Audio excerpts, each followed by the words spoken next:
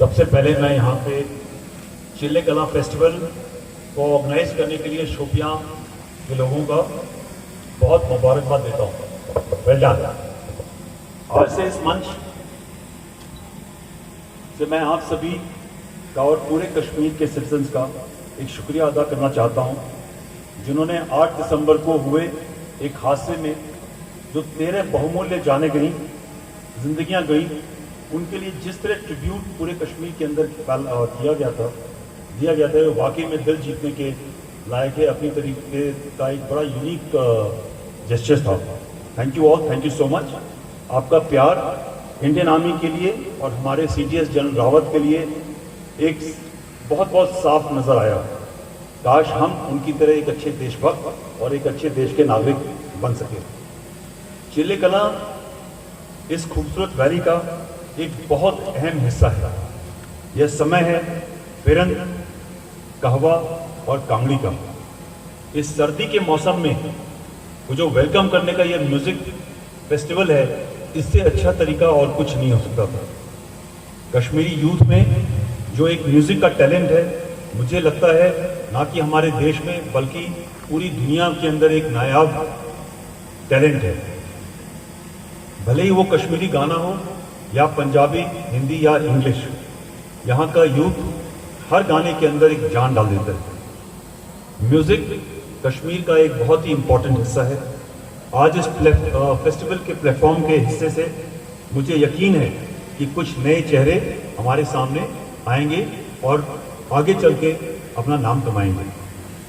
आप सबसे यही रिक्वेस्ट है कि अपना म्यूजिक के माध्यम से कश्मीर के आबो हवा में खुशियाँ बिखेरें, जो इस ठंडे मौसम को भी खूब खुशनुमा कर दे।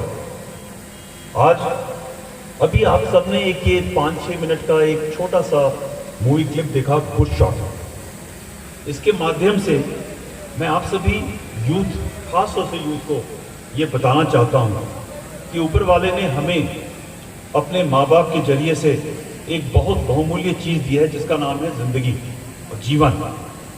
इसको किसी के बहकावे में आकर बर्बाद ना करें। एक बेटे को खोने का गम सबसे ज़्यादा उसकी माँ को होता है, भले ही वो एक किसी आम सिविलियन का बच्चा हो या सिक्योरिटी फोर्स का जवान हो, कोई गुंडा, क्रिमिनल या टेररिस्ट हो। इसका ध्यान रखें कि जवानी के जोश में आकर के आप अपनी माँ के साथ कोई धोखा या गद्दारी तो नहीं कर रहे। कश्मीर में कोई भी जवान, यूथ की जब मौत होती है, उससे सिर्फ हमारे देश के दुश्मन खुश होते हैं। और उसमें एक सबसे बड़ा तबका है, एक तबका है जिसको मैं बुलाता हूँ वाइट कॉलर टेररिस्ट, सफेद पोश दहशतगर्द। ये हमारे समाज के सबसे खतरनाक हिस्सा है। आस पास के जो बच्चे हैं उनको आइडेंटिफाई करता है, उनमें से कुछ बच्चों को इंस्टिगेट करता है और टेररिज्म में जाने के लिए उसको इनिशिएट करता है। जब वो टेररिस्ट किसी एक आम आदमी की जिंदगी लेता है और उसके बाद में जब उसकी खुद की मौत होती है, तो सबसे ज्यादा खुशी इस एक वाइट कॉलर टेररिस्ट को होती है, जिसको आप जानते हैं मगर आप उसको कुछ कहते नहीं। वरना एक लड़का है मेहरान, जिसकी खुद की उम्र 18-19 साल की थी। उसने 2-3 अपने हम उम्र वालों के साथ जाकर के एक निहत्थी महिला औरत के साथ के ऊपर अटैक किया, वो भी एक प्रिंसिपल स्कूल की। ऐसी सोच मुझे नहीं लगता कि हमारे देश में है, और डेफिनेटली कश्मीरी आवाम के अंदर ऐसा सोच तो बिल्कुल नहीं है। इस तरह का व्यवहार कहीं और होता है और आप सबको मालूम है ऐसी चीजें कहाँ पे की जाती हैं। मेहरान हो, चाहे एक अभी 16 साल का बच्चा पकड़ा गया जिसने बोला कि मैंने पुलिस वाले को गोली मारी, वो भी एक ट्रैफिक पुलिस का आदमी जो निहत्था था। आप बताएं, सोचें और बताएं कि क्या 16, 17, 18 साल के बच्चे की कोई अपनी आइडियोलॉजी हो सकती है? इसको उकसाने वाले, बहकाने वाले लोग जो ये सफ़ेद पोश दहशतगर्द हैं, वही हमारी सोसाइटी के सबसे खतरनाक लोग हैं। आपसे रिक्वेस्ट है कि आप ऐसे लोगों के पास जाएं इन वाइट कॉलर टेररिस्ट के पास जाएं और उनसे पूछें कि आप इन गरीब बच्चों को ही क्यों बहलाते फुसलाते हो।